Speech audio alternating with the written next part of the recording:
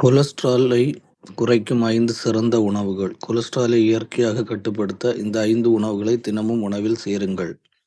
Vote கரையக்கூடிய நார்ச்சத்து soluble fibre அதிகம் இருப்பதால் எல்டிஎல் கெட்ட கொலஸ்ட்ராலை குறைக்க உதவுகிறது. பாதாம் அண்ட் வால்நட்ஸ் நல்ல கொழுப்பு சத்துக்கள் ஹெல்த்தி ஃபேட்ஸ் இதய ஆரோக்கியத்தை அதிகரிக்க உதவுகின்றது.